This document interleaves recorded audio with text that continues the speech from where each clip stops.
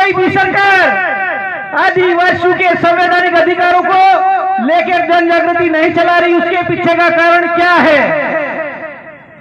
वो आप सबको सोचना होगा, समझना होगा।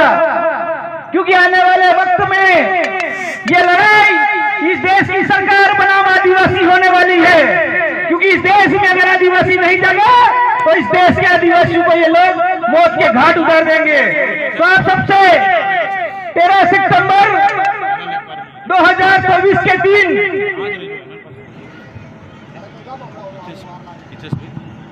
क्रिकेट मैदान निसर्गा फड़िया ग्राम डडेरा थी बड़ा मंच न मार्फत थी आप सबने मुंह की बात चाहूं कि आने वाला भविष्य है वो आदिवासियों का बहुत ही खराब आने वाला है। क्योंकि देश के आदिवासियों की जमीनों पर कब्जा राज्य की सरकार हो, चाहे केंद्र की सरकार हो, चाहे वन विभाग हो, वन विभाग के नाम पर आदिवासियों की सारी जमीन सरकारों ने कब्जे कर ली है। वन विभाग फॉरेस्ट डिपार्टमेंट कब बना? फॉरेस्ट डिपार्टमेंट बनने के बाद इस देश की आदिवासियों की जमीन जंगल के नाम पर पूरी जमीन वन विभाग के नाम से हस्तांतरण कर ली गई लोगों के द्वारा। फिर भी आदिवासी सोता रहा। और अभी ये केंद्र की सरकार हो चाहे राज्य की सरकार हो, वो सरकारें भारत के संविधान आपकी भाषा में भंडारण को खत्म करने की साजिश रची जा रही है। क्योंकि आज दिन तक संविधान संशोधन के नाम पर इस देश के भंडारण को खत्म करने की साजिश रची जा रही है। फिर भी आदिवासियों का नेता जिसको ट्राइबल लीडर बोला जाता है, वो कोई भी ट्राइबल लीडर विधानसभा हो या लोकसभा में जाके बोल नहीं रहा है। क्यों भाई? क्योंकि आप लोगों ने आपका वोट बेचा है। आपने आपका वोट 500 रुपये में दिया है या 100 रुपये में दिया है या एक दारू की पोटली या क्या कहते हैं वो मैं नहीं जानता हूँ। तो हमारे अगवाड़ी तो आपने उस अगवाड़ी में आपका वोट दिया है, इसलिए आपका नेता, आपका धारासभ्य, आपका संसद सभ्य, आपका सरपंच सभ्य, कोई भी व्यक्ति आपकी बात करने के लिए तैयार नहीं है। क्योंकि यहाँ बैठे तमाम लोगों को मैं कहना चाहता हूँ, पिछले 2014 से लगातार हम लोग समाज के लिए संघर्ष कर रहे हैं। और उस संघर्ष में हम लोगों ने विधानसभा का चुनाव भी लड़ा है। और उस विधानसभा के चुनाव में बागीबागी जनता ने हम लोगों को मात्र 10,000 वोट देकर जमीन पे बिठा दिया। इसलिए आपकी बात करने के लिए कोई तैयार नहीं होगा। अगर आपको आपके आने वाले बच्चों के भविष्य को सुरक्षित करने के लिए किसी भी पार्लियामेंट में अगर किसी को भेजना है तो उस समाज सेवी को भेजना होगा जो समाज के लिए 24 घंटे तत्पर होगा और आपकी बात सुनने वाला होगा। क्योंकि ये लोग आपको पैसों के दम पे खरीदने के लिए तैयार हैं। तो उस विषय पे नहीं जाकर मैं आपको अधिकार दिवस के उपलक्ष्य में कहना चाहूंगा कि हम लोगों को शिक्षण यानी कि शिक्षा पर ध्यान देना होगा। शिक्षा के बाद अगर प्रमुख कोई चीज है तो हम लोगों को व्यापार पर कब्जा करना होगा किसी भी कंडीशन में।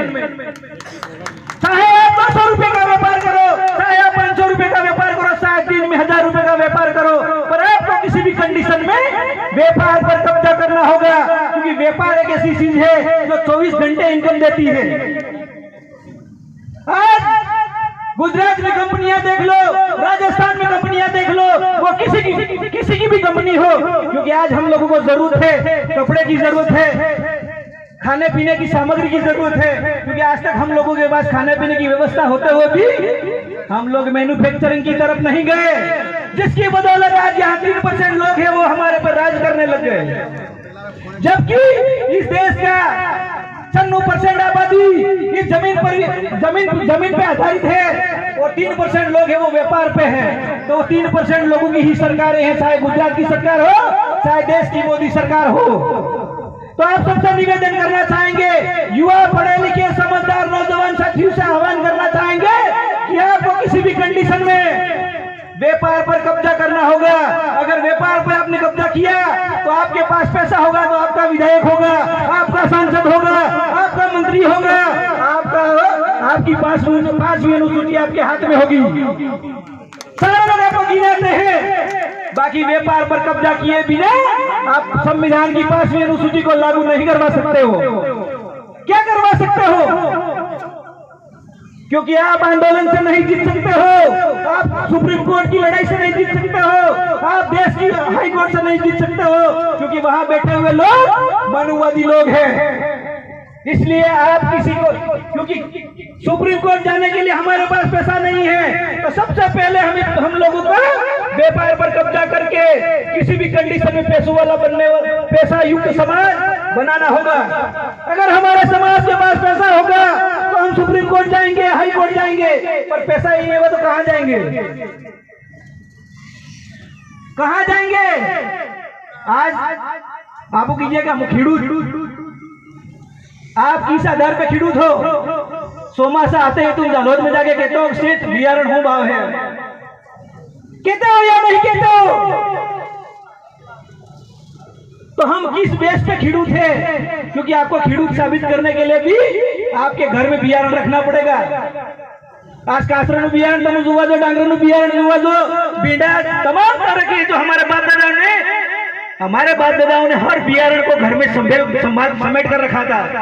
पर आज कोई आदिवासी खेडूत जो है कि अपने पास बियारण है घर में। इसलिए अपने बच्चों को पढ़ाओ।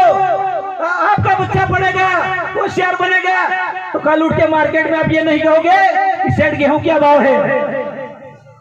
जब तक आप ये पूछना बंद नहीं करोगे, वहां तक आपके अधिकार नहीं मिलेंगे। आपके संवैधानिक अधिकारों को अगर लेना है तो आप लोगों को ग्राम सभाओं के मार्फत से गांव में ही अनाज को रखना होगा, और वो अनाज की बिक्री है वो एक साथ कोई भी सेठ बने वो सेठ ले जाके बेचेगा तो जाके ही। आप अगर अनाज रोक दोगे तो अनाज के बिना कोई जिंदा रहने वाला नहीं है। देश के 23 करोड़ देवी देवताओं को ले आओ, फिर भी इंसान को जिंदा नहीं रह सकता इंसान, क्योंकि जब खाना खाएगा, पानी पिएगा तो ही इंसान जिंदा रहेगा। इसलिए मैं किसी देवी देवताओं पर नहीं जाना चाहता हूँ। आज इस ट्राइबल बेल्ट के तमाम लोग रामदेवरा और अंबाजी जी की यात्रा करते हैं 10,000, 15,000, 20,000 रुपए ब्याज पे लेके। तो क्या अंबाजी जाने के बाद आपका ब्याज माफ हो गया? क्या रामदेवरा जाने के बाद आपका ब्याज माफ हो गया? तो आप किस बेस पे भगवान के भरोसे जा रहे हो भाई? इसलिए हमारा भरोसा होना चाहिए तो अनाज और पानी पर होना चाहिए, इसके सिवाय किसी पे नहीं होना चाहिए। आपको जिंदा रखेगा अनाज, आपको जिंदा रखेगा पानी, आपको जिंदा रखेगा हवा, आपको जिंदा रखेगी ये जमीन, आपको जिंदा रखेगा आकाश। कोई जिंदा रखने वाला नहीं है। किसी के पीछे भागने की जरूरत नहीं है। आदिवासी समाज को निर्णय लेना होगा कि आने वाले बच्चों के भविष्य को सुरक्षित कैसे किया जाए। अगर बच्चों का भविष्य सुरक्षित है तो हमारी कौम सुरक्षित होगी। वेल वस्तार में समझ में आवेगी, वे लोग है तो वस्तार रहे।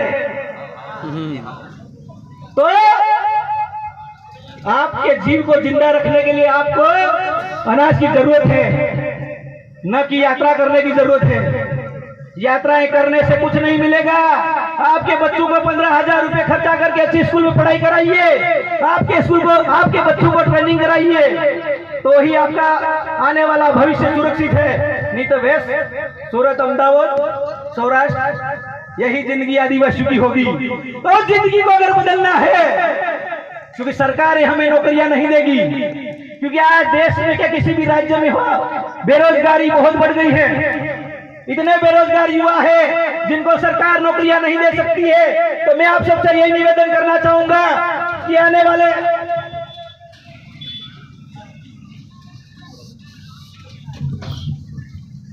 आदिवासियों के भविष्य को सुरक्षित करने के लिए बच्चों को शिक्षा पर फोकस करना होगा, और आपकी जमीन, आपकी माटी से प्रेम करना होगा। आपको यात्राएं कुछ नहीं देगी। इसीलिए राजस्थान से हम लोग यहाँ तक आए हैं, क्योंकि मनसुख दादा और यहाँ जो भी टीम बैठी हुई आयोजक टीम, उन टीम ने मुझे 3 दिन पहले निमंत्रण दिया कि भाई आपको आना है। मैंने कहा देखता हूँ, समय मिला हम बिल्कुल आएंगे। समय मिला, बारिश रुकी, इसलिए हम आए। तो आप सबसे निवेदन यही है, और इस गुजरात सरकार को भी चैलेंज है हमारा।